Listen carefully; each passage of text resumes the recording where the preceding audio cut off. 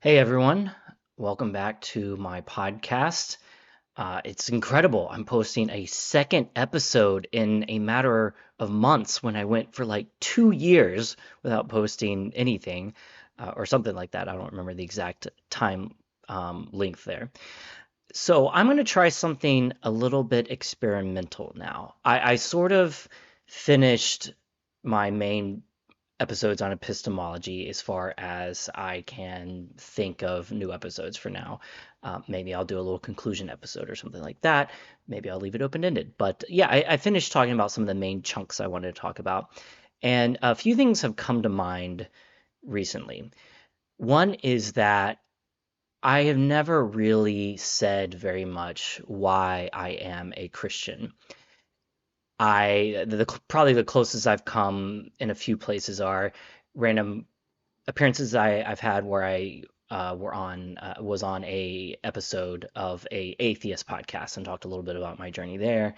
I also wrote my closest to just like traditional apologetics would be the five-part review I did of Richard Dawkins' God Delusion. I kind of used that as a point counterpoint to actually put forward some apologetic ideas. And what I mean by apologetics, for those who don't know, is it's a defense of a position.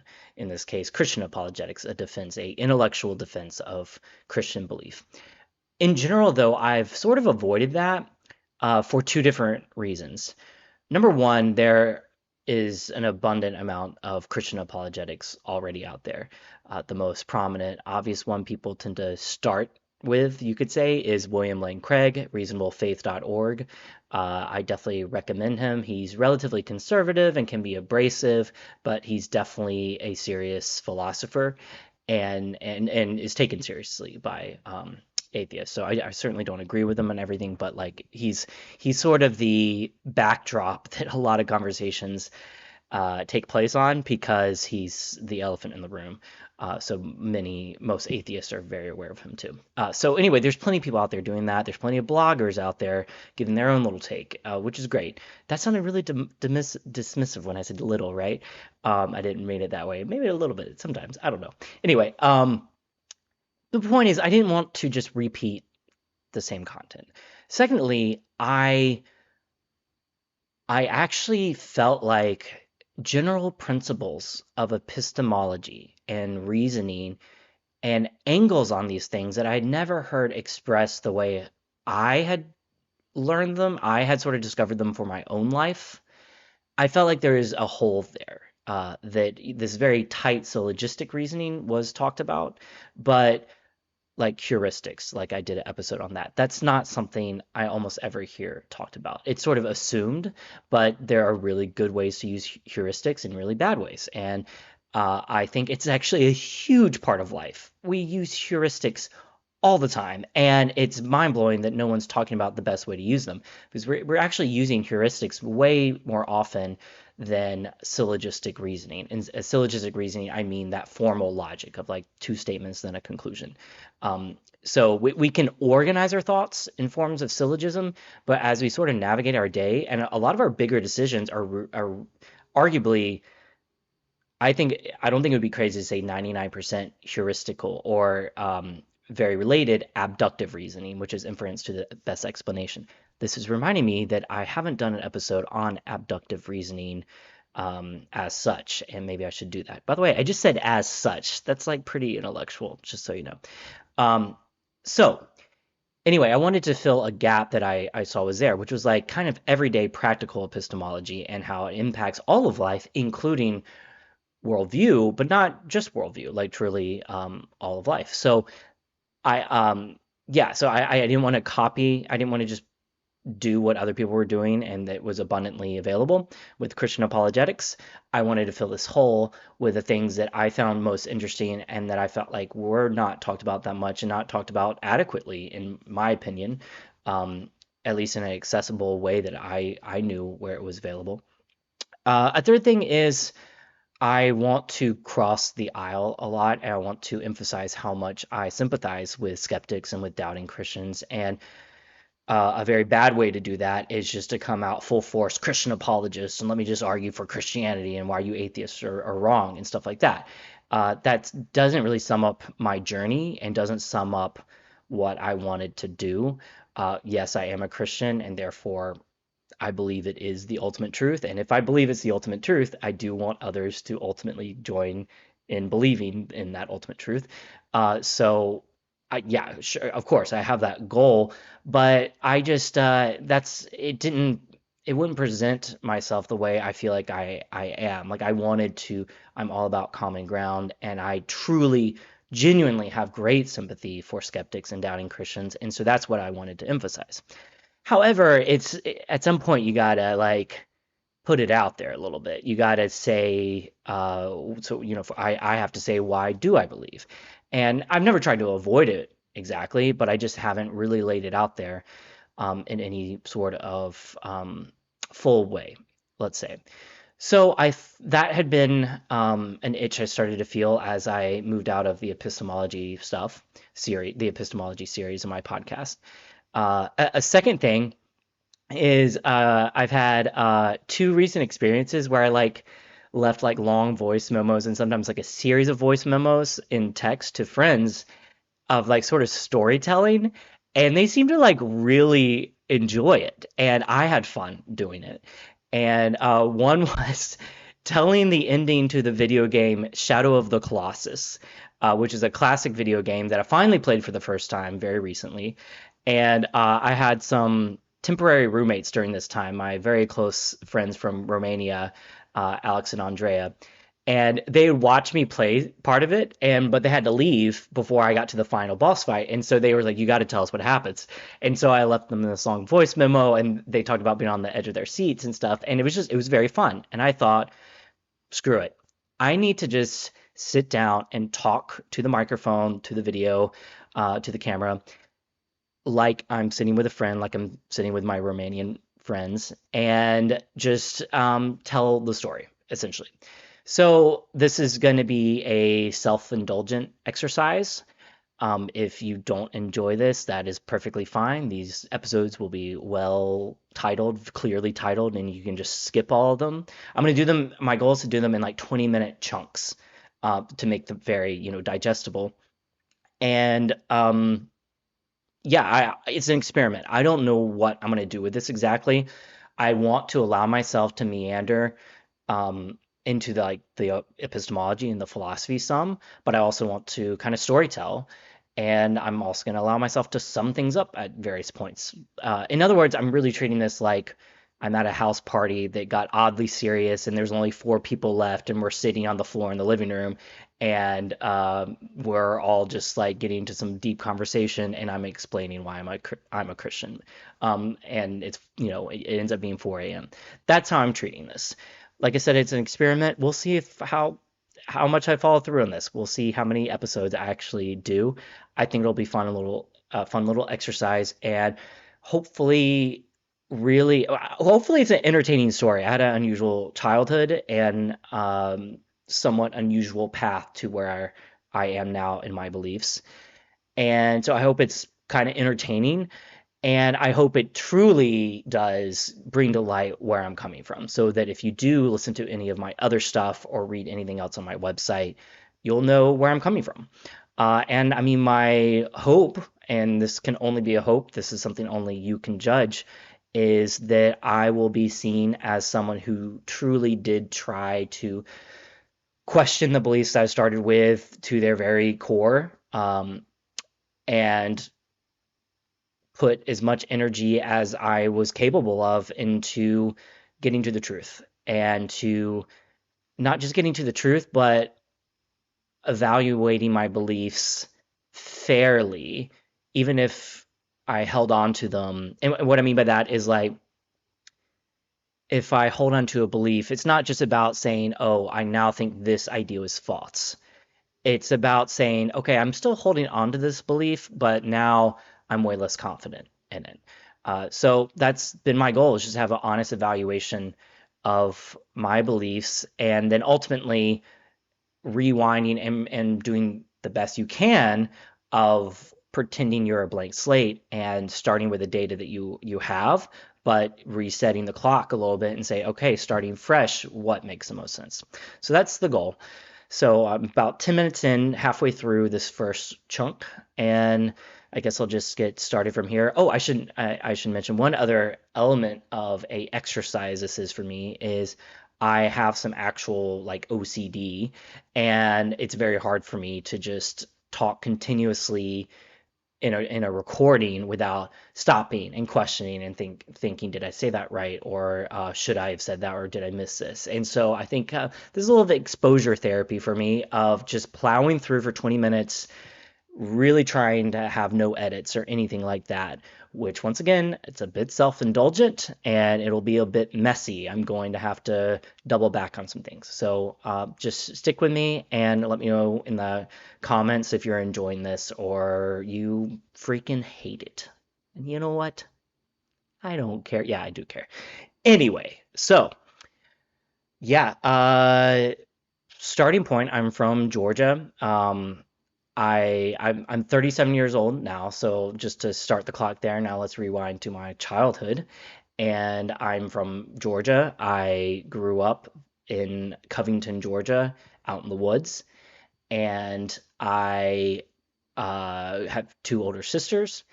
And I grew up very, no, look, I'm not going to go through the night of my birth or anything uh, like that. Yeah, I just could tell by the way I said that. It sounds like, oh God, the first 3 hours are just going to be his first 5 years of life. No, I'm just setting the scene, okay? I was homeschooled in the woods of Georgia. How's that? Okay, so what's interesting about my childhood is I would say my parents were conservative evangelical Christians, and that's how we were raised. But there's certain things people are going to immediately think about that aren't entirely true about my parents. Um, I guess the first thing is they were coming from the sort of Campus Crusade movement that took the relationship with Jesus very seriously. That was paramount, really. And the grace and forgiveness and experience and love was was really number one. I mean, I think probably the way they would say it is like doctrine is also like you can't put one above the other, you know. Like how can you have the experience and the love if you don't have sound doctrine? They'd probably say something like that. But the point is, there are Christians. I associate this more with actual like very serious like Catholics maybe than Protestants, but it's definitely true with Protestants too. But a sort of mentality where they're serious about the religion, but it's not about the relationship, it's not about the experience, it's about sort of tradition and family and keeping things like that in a way to organize your life. And what I'm trying to get across is my parents were not like that. There was elements of that, but they sincerely believed it and sincerely and very much stressed the relationship with Jesus and the realness of it. Like this is not just a belief. This is real. Like we're all going not to heaven, to the new earth. My mom especially was very early on in a better understanding of the biblical narrative that we're not going to float off to heaven. Jesus doesn't teach that. He teaches that this earth will be remade into a new earth. And so I was lucky to be taught about the new earth very young instead of floating off into heaven. And yeah, it's very C.S. Lewis faith, let's say. My parents very influenced, just like probably most Campus Crusade people of that era. My parents are baby boomers. So yeah, very focused on the relationship, the realness of it. Part of the reason I bring that up is because that was so key to why I started doubting, or what happened when I started doubting. So basically, when you start with very fundamentalist beliefs and then you move outside of the bubble, then of course you're going to question. I think I would have probably just questioned all the way to the exit pretty quickly if it weren't for the realness that I had been brought up with about it, and that also felt very real to me. So yeah, I'm thinking here where to sort of go from here, but basically that's where I started. Yeah, just to pick some episodes as I went along as a kid. Like I had some. First of all, I mean, I think many people, many atheists would agree it's a beautiful story, the story of the cross and forgiveness. There's this amazing quote by John Loftus, an atheist, who actually comes back up in my own personal story, um, but saying how, how could you not love the story of the cross, of God loving you so much that, he was willing to sacrifice his son. Obviously, you can debate ethical theories about someone else dying in a person's place and all that, but just in that initial way it hits you about grace, it's a truly beautiful story. So even as a kid, that hits you really strongly, and that God is love. God is, oh, God has the property of justice, but he's not equal to justice. But God is love. What a beautiful thing. And so, yeah, just that there's a creator God who's all loving, who's watching over you. And so, just those ideas are very powerful. But then I had very real experiences of God early too. One interesting one was this super cheesy thing called the Power Team. This is very niche, but it was this group of athletes who were all Christian and would go around and they would do these, go to churches and conferences or whatever, and they would do these like feats of strength, like tearing a phone book in half and like blowing up a hot water bottle until it exploded and breaking concrete blocks. It honestly pretty impressive stuff, but I mean, it's cheesy obviously, and it's cheesy because they're breaking concrete blocks and then, giving the gospel. Uh, when taken truly at face value, I think it can be a very beautiful thing. But yeah, just being honest, like from the outside, it's a very cheesy thing, right? What's crazy about it is, so I think I went to this, it was, yeah, it had to have been in middle school, like probably early middle school. It could have even been elementary. I could have been like only like 10 years old. And my church went there, and we took the church bus. And so we get this really cheesy demonstration, and I don't remember that many details besides some of the physical things they did, like the concrete blocks and stuff like that. But I don't remember the messages little sermons they gave were that great. Um, I don't remember being like, oh, what they're saying is mind blowing to me. But what I do remember is, and if you'll just let me put on my Christian lens for a moment, and if you'll go there with me for a second, it's just the Holy Spirit was just filling that room. And what I mean by that is an actual feeling in your body that I have felt very few times in my life to that level, and it feels like nothing else.